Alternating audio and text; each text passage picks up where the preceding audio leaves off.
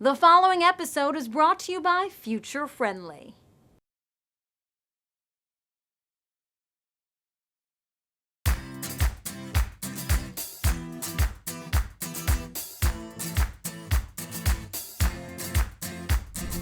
I love this topic suggested by Amanda, which is how can you encourage your friends to be more environmentally friendly without seeming like a nag? And you were suggesting, Amanda, have you ever had a green intervention? I had never known there was such a thing. But Sharon, have you ever had a green intervention? I have this girlfriend, and she's a mom of 4 kids. And I was talking to her about, I think she busted me because she saw that in the kids' lunches I have cloth napkins and, use all the reusable plasticware. And she's like, I don't have time for this in my life. Like, my life is too busy. The last thing I have to worry about is to save the environment. My kids will worry about it when they're grown up. And while it was funny, there's a part of me that's like, are you out of your mind? Like, this is part of our job, is to make sure that the environment will be intact for the kids to have and for their kids to have. Did you tell her that?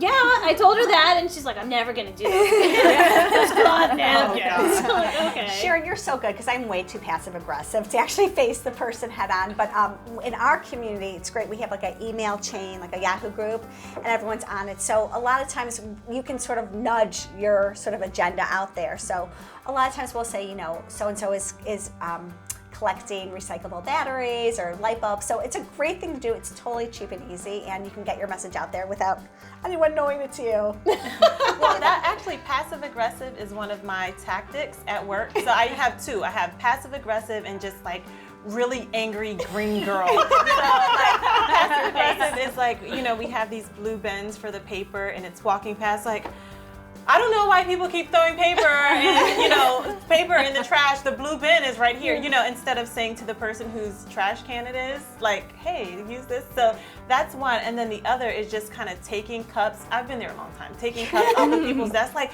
why do you have 2 paper cups? Why don't you bring a mug into work? Just like really getting in their face. I do the same thing in my house, because sometimes my husband is like, geez, relax with the recycling. And I'm like, no, we have to make it a part of our life so it feels natural for the boys, and they don't think that it's like this huge inconvenience to just, take the recycling out every other Wednesday, husband. It's on your to-do list. Well, I love this comment from someone in the iVillage community. She said, I'm a live and let live person, but I make sure people know how much richer my life is with a green lifestyle. I let them get hooked on cloth napkins. She said, she explains that clothes dried outside smell really great.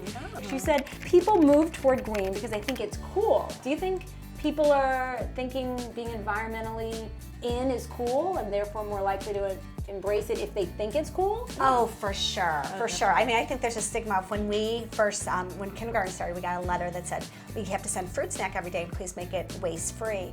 And I remember, I was so nervous that the teacher would get mad at me if I, put his fruit in a baggie or something like that. So I think that there's a lot of, sort of pressure to make sure you're doing that. I definitely think there's this hip thing to be, one thing is vintage clothing or thrifting. Right. And Yeah. I noticed with my blog that I write about fashion sometimes, and that's a lot of the other fashion blogs that I read. They talk about thrifting and the coolest thing you can get from the thrift store, like putting together these whole outfits that are basically reused or upcycling something. Right. So Yeah. making Love a upcycling. super cool thing. And for me, I can't sew or make anything with my hands really, but we do make our own dog toys, and we use the old clothes that can't really be given away to Goodwill.